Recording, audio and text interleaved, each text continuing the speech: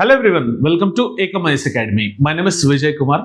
So, welcome to this particular mains answer rating series in 20 minutes. అసలు ఏంటి sir ఈ concept చాలా మంది అడుగుతూ ఉన్నారు. ఇక్కడ మెయిన్స్ ఆన్సర్ రేటింగ్లో ఫ్రెషర్స్ కానీ సీనియర్స్ కానీ ఇబ్బంది పడేది ఎక్కడంటే డైరెక్షన్. ఏ డైరెక్షన్లో ఆన్సర్ని తీసుకెళ్ళాలి, మనం రాస్తున్న డైరెక్షన్ కరెక్టా తప్ప. It is simply like without Google map మనం ఏదైనా డైరెక్షన్లో పోతుంటే ఎలా అయితే డౌట్ వస్తుందో, ఆన్సర్ రైటింగ్లో కూడా మనం రాసేటప్పుడు అసలు మనం రైట్ డైరెక్షన్లో రాస్తున్నామా లేదన్నా డౌట్ వస్తుంది. ఆ డౌట్స్ని ఓవర్కమ్ చేయడానికే ఈ పర్టికులర్ సిరీస్ని తీసుకొని వచ్చాం. ఫ్రెషర్స్ కానీ సీనియర్స్ కానీ రిపీటెడ్ ఆస్పిరెంట్స్ కానీ ఈ ఇయర్ మెయిన్స్ ఇచ్చే ఆస్పిరెంట్స్ కానీ ఈ పర్టికులర్ వీడియో అనేది హెల్ప్ అవ్వడం జరుగుతుంది. సో దీంట్లో డైవర్సిఫికేషన్ ఉండడానికి ఒక 4 క్వశ్చన్స్ డైలీ జిఎస్ పేపర్ 1, 2, 3, 4 నుంచి ఎవ్రీ పేపర్ నుంచి ఒక క్వశ్చన్ తీసుకొని అలాంటి క్వశ్చన్ కనుక వస్తే మనం ఎలాంటి డైరెక్షన్లో ఆన్సర్ రాయాల్సి ఉంటుంది అనే కాంపోనెంట్ని చూడబోతున్నాం. Clear? So welcome to this session and let's start up with our first question in GS paper 1. ఒకవేళ ఫర్ ఎగ్జాంపుల్ సంగమ్ ఏజ్ నుంచి క్వశ్చన్ వచ్చింది అనుకోండి, the deep south Indian history. Sangam age was marked by an economy that was both pastoral and commercial అంట. Discuss the material basis of Sangam polity. Explain how it shaped social stratification. So ఇక్కడ మనం observe చేస్తే introduction రాసేటప్పుడు pastoral production Sangam economy weight మీద distance అయిందంటే distribute అయిందంటే pastoral economy wet rice agriculture, because down సౌత్లో ఆ కావేరీ బేసిన్ మొత్తం చుట్టుపక్కల కూడా రైస్ గ్రో అవుతూ ఉంటుంది. Long distance trade and crafts, వీటి మీద జనరల్గా సంగం ఎకానమీ అనేది డివైడ్ అయింది అని చెప్పొచ్చు. సో ఇంట్రొడక్షన్లో మనం కావాలంటే Sangam economy is mainly based on pastoral economy, wet rice agriculture, crafts, long distance trade అని రాస్తూ distinctive material base where pastoral production, wet rice, crafts వీటి మీద కోఎగ్జిస్ట్ అయి ఉన్నాయి. ఆ కోఎగ్జిస్ట్ అయి ఉండడం వల్ల ఆ కింగ్షిప్, రెవెన్యూ అండ్ హైరార్కీ అనేది షేప్ అయింది అని చెప్పి మనం మెన్షన్ చేస్తూ రాయొచ్చు. సో ఇలాంటి ఒక మంచి ఇంట్రడక్షన్ని రాయడం వల్ల మనకి ఎఫెక్టివ్గా ఎగ్జామినర్ ఇంప్రెస్ అయ్యే అవకాశం ఉంటుంది, ఇంత మల్టీ డైమెన్షన్ వ్యూలు వేస్తూ. నేను ఇక్కడ డయాగ్రామ్ వేసాను కానీ మీరు ఇంట్రడక్షన్లో ఇలాంటి సర్కిల్స్ ఏం వేయకండి. ఈ సర్కిల్స్ లాంటివి మేము పెట్టడానికి కారణం ఆ విజువలైజేషన్ వల్ల మీ మైండ్లో స్టిక్ ఈజీగా అవుతుందని చెప్పి. క్లియర్? సో మరి బాడీ ఆఫ్ ద ఆన్సర్కి వచ్చేటప్పటికి మనం సంగం స్టేట్ రెవెన్యూ గురించి కొంచెం డీప్గా చర్చిస్తూ మాట్లాడితే, సంగం బేసిస్లో పాస్టోరియల్ అగ్రేరియన్ సర్ప్లస్ ఉండేది సార్, వేర్ క్యాటిల్ వెల్త్ నుంచి వచ్చే సర్ప్లస్ ఉండేది, plus agrarian surplus, wet paddy cultivation చేస్తారు కదా దాని సర్ప్లస్ కూడా ఉండేది. సో అట్లా సంగం స్టేట్కి రెవెన్యూ వచ్చేది. కమర్షియల్ ట్యాక్సేషన్ ఉండేది సార్ సంగం ఏజ్లో. Market, exchange and port revenues ఏవైతే ఉన్నాయో, సో ఆ డైమెన్షన్ నుంచి ట్యాక్సేషన్ కలెక్ట్ చేసుకునే వాళ్ళు. మానిటైజేషన్, హై వాల్యూ ఎక్స్చేంజ్ ఉండేది రోమన్ గోల్డ్ కాయిన్ హోల్డ్స్తోని. Plus war booty and tribute నుంచి కూడా ఎకానమీ రెవెన్యూ రూపంలో వచ్చేది. Craft production, urban nodes and artisan clusters, Arikamedu component నుంచి. Royal redistribution, king as a redistributor of surplus to warriors and bards. So దాని particular బేసిస్లో మనకి సంగం state revenue ఎక్కడెక్కడి నుంచి ఉంది అన్న కాంపోనెంట్లో మనం బాడీ ఆఫ్ ద పార్ట్ 1 ఆన్సర్ని మెన్షన్ చేయాల్సి ఉంటుంది. ఫస్ట్లో ఇంట్రొడక్షన్లో రాస్తున్నాం, కాకపోతే ఇంకొంచెం డీప్ అనాలిసిస్ మనం బాడీ ఆఫ్ ద ఆన్సర్లో రాయాల్సి ఉంటుంది. బాడీ పార్ట్ 2లో సంగం సెగ్మెంట్లో over arcing the social norms ఎలా ఉండేవి అంటే మనకు టైర్ 4, టైర్ 3, టైర్ 2, టైర్ 1 ఆ సోషల్ ఆటోనమీ, ఎందుకంటే ఆ ఎకానమీతోనే ఆ సోషల్ స్ట్రాటిఫికేషన్ అడిగాడు కదా, దాన్ని మనం బాడీ పార్ట్ 2లో రాయాల్సి ఉంటుంది. అట్లా టైర్ 4లో జనరల్గా బాండెడ్ లేబర్స్ ఉండేవాళ్ళు sir, servitude tied to the surplus attraction. Tier 3లో మర్చెంట్స్ అండ్ ఆర్టిసియన్స్ ఉండేవాళ్ళు, క్లియర్, ఆ సోషల్ స్ట్రాటిఫికేషన్లో. టైర్ 2లో land holding agrarians around that particular Kaveri delta region ఉండేవాళ్ళు. టైర్ 1లో వారియర్ ఎలైట్స్ ఉండేవాళ్ళు, funded by the rights and tributes. Clear? Ritual స్టేటస్కి వచ్చేసరికి rising brahminical presence in agrarian zones. Gender stratification కూడా మనం అబ్జర్వ్ చేస్తే patriarchal honour codes tied to male martial prestige ఏదైతే ఉందో దాని డైమెన్షన్లో మనం బాడీ పార్ట్ 2లో సోషల్ స్ట్రాటిఫికేషన్ని మెన్షన్ చేయాల్సి ఉంటుంది. కంక్లూషన్కి వచ్చేసరికి వాళ్ళ సంఘం ఏజ్ ఏదైతే ఉందో వార్ అండ్ రీడిస్ట్రిబ్యూషన్ నుంచి వచ్చే డబ్బు టాక్సేషన్ అండ్ ట్రేడ్ నుంచి వచ్చే డబ్బు బ్యాలెన్స్ ఉంది. ద ఫౌండేషన్ ఆఫ్ ఎర్లీ తమిళికం అనే కాంపనెంట్ని రాయాలి, ఎందుకంటే సంఘం పాలిటీ గురించి అడిగారు కదా కంక్లూజన్లో. సో సంఘం polity was materially grounded in hybrid economy. చూసాం కదా, మల్టిపుల్ ఎకనామిక్ సోర్సెస్ నుంచి వచ్చింది. Hence the mix of cattle, paddy, craft, Indo-Roman trade produced a state that balanced war, redistribution and taxation, generally highly stratified society led by warriors and landlords. అంటే Sangam age highly stratified society led by that particular warriors and landlords అన్న కాంపోనెంట్ని కంక్లూజన్గా ఇవ్వాల్సి ఉంటుంది. So అలా ఇది simplest question, 10 marker question కాబట్టి 150 వర్డ్స్లో మనం ఇలాంటివి రాస్తూ, ఇందాక బాడీ ఆఫ్ ద పార్ట్ 2లో మీకు టైర్ 1, టైర్ 2, టైర్ 3, టైర్ 4 చూపించాను కదా, అక్కడ మీరు ఫ్లో చార్ట్ వేస్తూ మెన్షన్ చేస్తే that gives a greater sense as such. Question 2 GS paper 2 నుంచి, the union's expanding footprint in concurrent and state subjects which we are observing currently signals a shift from cooperative to controlled federalism. Wow, very wonderful. So ऐसा keywords మనం చూస్తూ ఉంటాం, controlling cooperative to controlled federalism అనేది. Examine the constitutional scheme of legislative distribution, analyze recent sectoral centralization trends, suggest mechanisms to safeguard this particular federal spirit. So దీన్ని ఏం చేయొచ్చు అనే కాంపోనెంట్లో మనం రాస్తే, ఇంట్రడక్షన్లో మనం డైరెక్ట్గా ఫస్ట్ ఫేస్ ఆఫ్ ఇది రాయొద్దు సార్. మనకి 2 కీవర్డ్స్ కనిపించేసినాయని మనం ఏం చేస్తామంటే, yes it is true from cooperative federalism controlled ఫెడరలిజంకి వెళ్తుందంటే అక్కడే నెగిటివ్ పిచ్చింగ్ ఇచ్చినట్టు. మీరు ఎక్కడైతే ఆ నెగిటివ్ పిచ్చింగ్ ఇచ్చారో ఆ క్వశ్చన్ తీసుకొని అవుట్. మీకు ఎగ్జామినర్కి ఇంకా పాజిటివిటీ రానే రాదు, ఆప్టిమిస్టిక్ సెన్స్ రానే రాదు. అందుకే డైరెక్ట్గా మీరు కోఆపరేటివ్ ఆర్ కంట్రోల్డ్ ఫెడరలిజం నిజంగానే జరుగుతుంది అట్లా రాయద్దు. రాయకుండా India's federal design was crafted to balance national unity and regional autonomy. మనకి ఇండియన్ ఫెడరల్ డిజైన్ ఏం చేసినా స్ట్రాంగ్ సెంటర్ ఉండాలి, సెంటర్ చెప్పిన మాట అందరు వినాలని అనలేదే. సో ఒక నేషనల్ యూనిటీ ఉండాలి ప్లస్ రీజనల్ ఆటోనమీ ఉండాలన్న కాంపోనెంట్నే దాన్ని బట్టి ఫెడరల్ డిజైన్ చేశారు. అట్లాగే మనం ఇంట్రొడక్షన్ రాయాలి.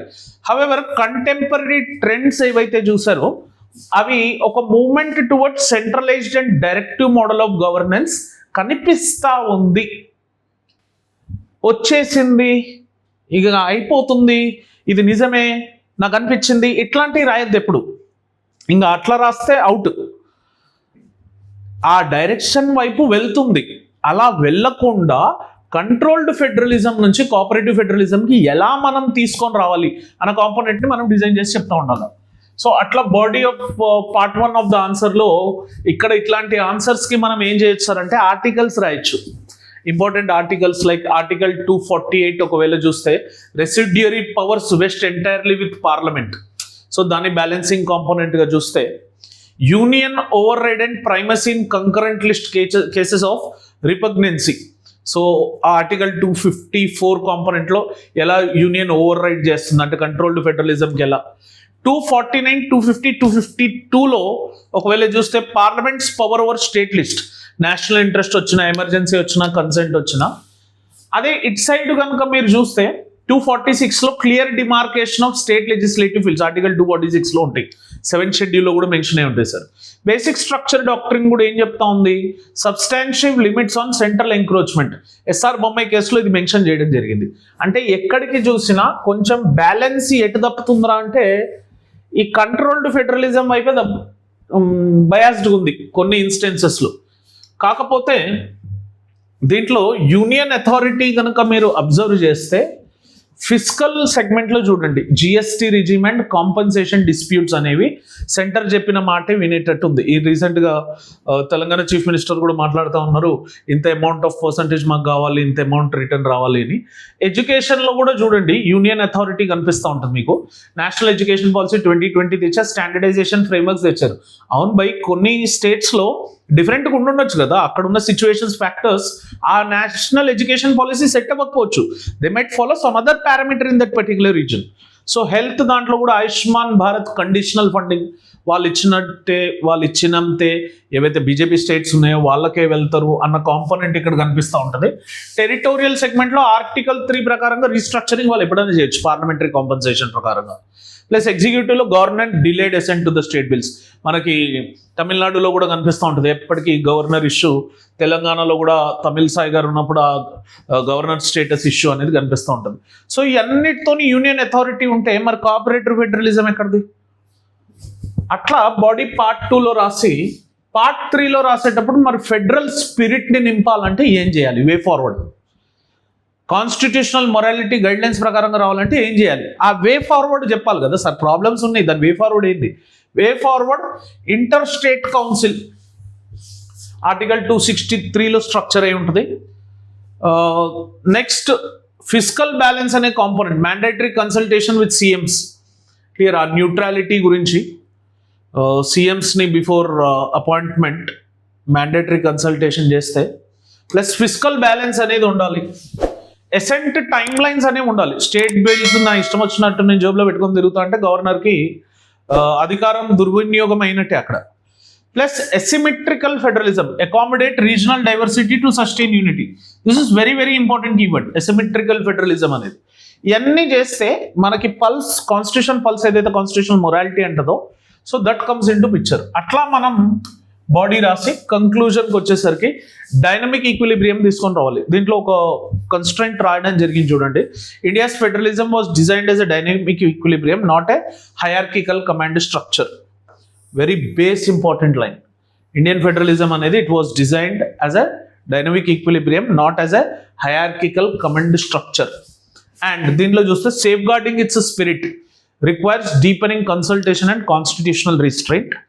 Ultimately national unity strengthened empowered through empowered states. ఇది పిఎం గారు కూడా ఎప్పుడు చెప్పినా ఇదే మాట్లాడుతూ ఉంటారు. Not subordinate once. మనకి ఎప్పుడైతే ఎంపవర్డ్ స్టేట్ జరిగితే అప్పుడే కదా నేషన్ పెరిగేది. సో అట్లా ఆ డైనమిక్ ఈక్విలిబ్రియం కాన్సెప్ట్ని తీసుకొని వచ్చి మనం రాస్తూ ఉండాలి. క్లియర్? నెక్స్ట్ జిఎస్ పేపర్ 3లో ఒకవేళ క్వశ్చన్ చూస్తే, discuss the economic significance for the orange economy. నా గెస్ అయితే ఈ 2026లో ఈ క్వశ్చన్ వచ్చే అవకాశం ఉంటుంది. మేబీ ఇదొకటి, లేకపోతే సర్క్యులర్ ఎకానమీ కాంపోనెంట్ వచ్చే అవకాశం ఉంటుంది. Discuss the economic significance of the orange economy for India. Analyse the structural కాన్స్ట్రెంట్స్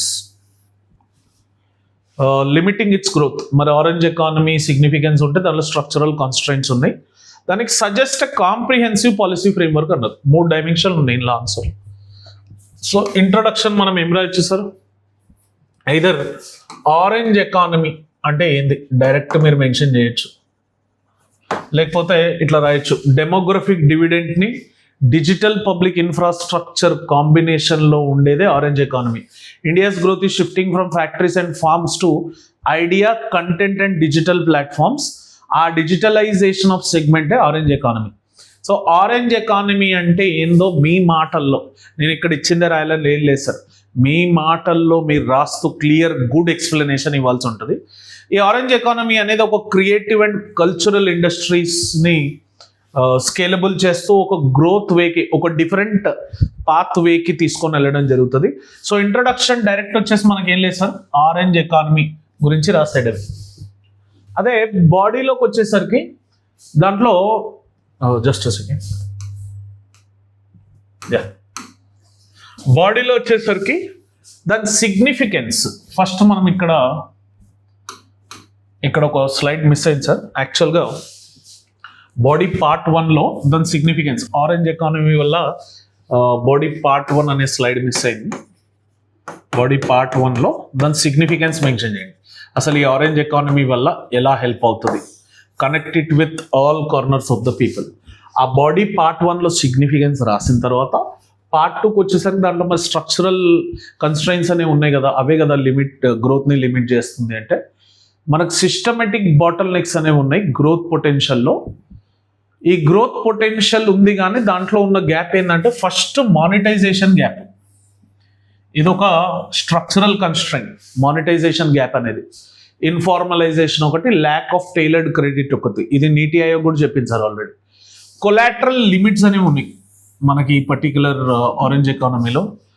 digital IP అనేది not recognised by traditional banking. Skill mismatch ఇదైతే ఎప్పటికి ఉంటుంది మనకి, ఎవ్రీ సెక్టర్లో ఉండేది ఇది skill mismatch. Platform dependency, algorithm risk and asymmetric segments, మళ్ళీ మనం ఒక థర్డ్ ప్లాట్ఫామ్ డిపెండెన్సీ మీదకి వెళ్ళాల్సి వస్తుంది. ప్లస్ డిజిటల్ డివైడ్ అనేది ఇండియాలో ఉంది స్టిల్, అందరూ వాడుతున్నప్పటికీ ఒరిజినల్గా దాని పారామీటర్ ఎలా వాడాలి ఏంటన్న కాంపోనెంట్లో స్టిల్ డిజిటల్ డివైడ్ అనేది ఎగ్జిస్ట్ అయి ఉంది. సో ఈ 5 డైమెన్షన్స్ని రాయాల్సి ఉంటుంది సార్. ఒకటి మానిటైజేషన్ గ్యాప్, ఒకటి collateral limits, skilling miss match, platform dependency and digital divide. So ఇవన్నీ చేస్తే అప్పుడు ఆ స్ట్రక్చరల్ రీస్ట్రైన్స్ ఏవైతే ఉన్నాయో దాని మీద వీ కెన్ హ్యావ్ దట్.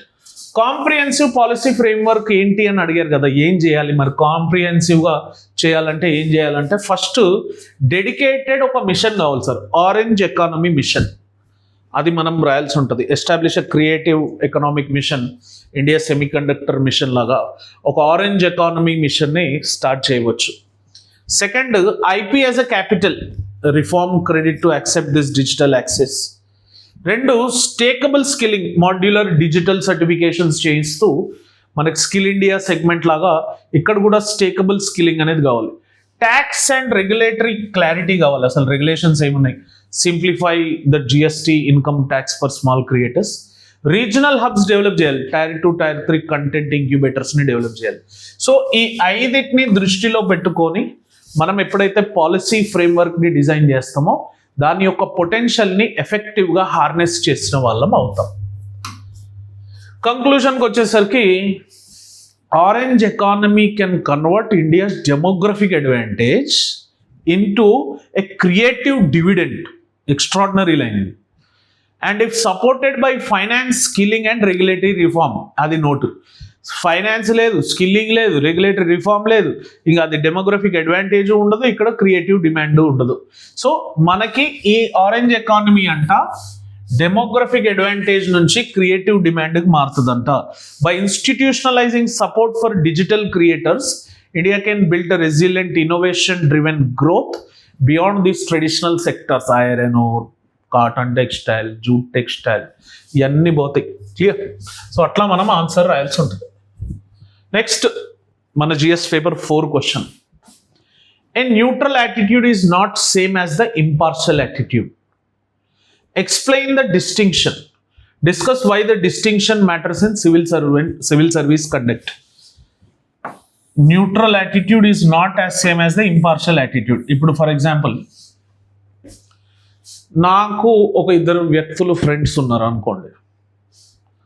ఒక వ్యక్తి ఏదో తప్పు చేశాడు, లేకపోతే ఒక వ్యక్తి ఇంకొక వ్యక్తి గురించి నా దగ్గర మాట్లాడాడు. ఆ వ్యక్తి ఇంకో వ్యక్తి గురించి నా దగ్గర మాట్లాడినప్పుడు నేను ఈ వ్యక్తికి జనరల్గా అయితే చెప్పాలి ఇది ఇలా తప్పు మాట్లాడాడని. కానీ నేను చెప్పడం వల్ల వాళ్ళిద్దరు రిలేషన్షిప్ పాడవుతుందని ఇంపార్షియల్గా ఉండకుండా న్యూట్రల్ యాటిట్యూడ్ని మెయింటైన్ చేస్తూ, ఆ న్యూట్రలిజంని ఎప్పుడైతే మెయింటైన్ చేస్తానో, ఆ న్యూట్రల్ కండిషన్ ఏదైతే మెయింటైన్ చేస్తామో అది ఇంపార్షియల్ యాటిట్యూడ్, 2 సేమ్ కాదు. సో ఈ లైవ్ ఎగ్జాంపుల్ ఆఫ్ డిఫరెన్సెస్ మనకు జనరల్గా తెలియాలి. అట్లా neutral attitude and impartial attitude ఏదైతే ఉందో దాన్ని ఇంట్రడక్షన్లో రాసేటప్పుడు కాన్స్టిట్యూషనల్ ఆబ్జెక్టివిటీ అండ్ ఎంపతి ఒక సైడ్ అయితే, ఎమోషనల్ ఇండిఫరెన్స్ అండ్ డిటాచ్మెంట్ ఇంకో సైడ్ ఒకవేళ చూస్తే, in public life fairness is not achieved by being detached, but by being just and reasoned. Civil services demand not only emotional indifference but constitutional objectivity and empathy. So ఇది direct నేను lexicon text book నుండి తీసుకున్న sir ఇదైతే, ఈ statements అన్నీ కూడా, అందుకే inverted బ్రాకెట్స్లో పెట్టడం జరిగింది. సో ఇలా మనం ఒక ఇంట్రడక్షన్ని ఇస్తూ రెండిటికి distinction between neutral attitude and impartial, ఇది మన బాడీ ఆఫ్ ద ఆన్సర్ కావాలి సార్. బాడీ పార్ట్ 1లో టేబులర్ కాలం వేసినా ఓకే, లేదా ఫస్ట్ న్యూట్రల్ యాటిట్యూడ్ గురించి రాసిన తర్వాత ఇంపార్షల్ యాటిట్యూడ్ గురించి రాసినా okay. Neutral attitude emotional detachment వల్ల క్లియర్. ఇంపార్షల్ యాటిట్యూడ్లో ఏమవుతుందంటే రీజన్డ్ ఫెయిర్నెస్ అనేది కనిపిస్తూ ఉంటుంది sir. Right response based on objective criteria, not distant observation. ఇక్కడ నాన్ ఇన్వాల్వ్మెంట్. న్యూట్రల్ యాటిట్యూడ్ అంటే నాకెందుకులే, నాకు అవసరం లేదు. ఇంపార్షియల్ యాటిట్యూడ్లో యాక్టివ్ నాన్ బయాస్ కాంపోనెంట్ కనిపిస్తుంది sir. Equal protection against hate speech అనే component.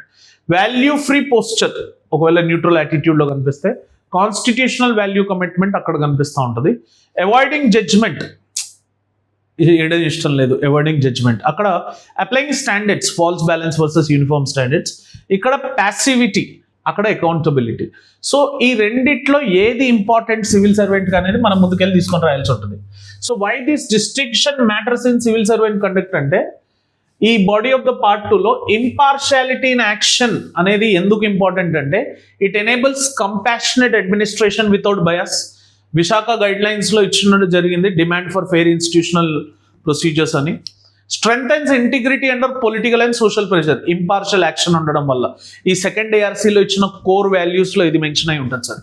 Protects equality and non discrimination in governance, article 14లో మెన్షన్ అయి ఉంటుంది. ఆపరేషనలైజ్లో మనకి ఆర్టికల్ 14 ఆపరేషనలైజ్ అవుతుంది. Prevents false balance in ethical dilemmas, అటు వెళ్ళాలి ఇటు వెళ్ళాలి లేదు, you go on to the stand. Anchors action in లో కస్టోడియల్ వైలెన్స్ ఎంక్వైరీస్ ఏవైతే ఉంటాయో. Improves credibility and public trust. అందుకే ఇంపార్షియాలిటీ అనే యాక్షన్ మనకు సివిల్ సర్వీస్ కోడ్ కండక్ట్ లో వెరీ ఇంపార్టెంట్. ఫైనల్ గా కంక్లూజన్కి వచ్చేసరికి, ఎమోషనల్లీ న్యూట్రల్ మెషిన్ కావాలా, ఇంపార్షియల్లీ కాన్స్టిట్యూషనల్ యాక్టర్ కావాలా అంటే, నాట్ దిస్ వన్. ఈ కంక్లూజన్ మనం ఇచ్చేసేయాలి. ఎందుకంటే లేదు ఇంకా ఆలోచిస్తున్నా, ఇంకా చెప్తా. కంక్లూజన్ మళ్ళీ ఏం రాస్తారంటే, రెండు ఇంపార్టెంటే, రెండు ఉండాలి, కొన్ని సిచ్యువేషన్స్ లేదు, కొన్ని సిచ్యువేషన్స్ లేదు. అరే బై డిప్లొమాటిక్ ఉండు, డిప్లొమాటిక్గా బిహేవ్ చేయి, ఓకే. కానీ డిప్లొమాటిక్గా అవ్వాలంటే నువ్వు ఏం స్టాండ్ తీసుకుంటున్నావు అది చెప్పు. అందుకే కంక్లూజన్లో, civil servants are not emotionally neutral machines, they are impartially constitutional actors. In a diverse democracy, the distinction is the strict line between the rule of law and the rule by convenience. అనే conclusion ని ఇవ్వడం important. Clear? So this is up with this particular 4 questions. Thank you for watching it very patiently. ఇంకా మీకు ఏమైనా help కావాలి answer రైటింగ్లో అంటే please do comment, we're there to help you. మీరు ఆన్సర్స్ రాసిరు, ఎవాల్యుయేట్ చేయడానికి ఎవరు లేరు అంటే తీసుకొని రండి. Will be evaluating and giving you good feedback. So we would be supporting you in your particular preparation. Don't worry. Anything else required from our end for your mains edition, prelims edition, let us know through these particular comments. ఈ video నచ్చుంటే like చేయండి, share చేయండి, comment చేయండి. Subscribe to Ekam IAS Academy channel. Click on the bell icon for continuous notifications. Thank you for watching this video. Have an awesome day. Jai Hind.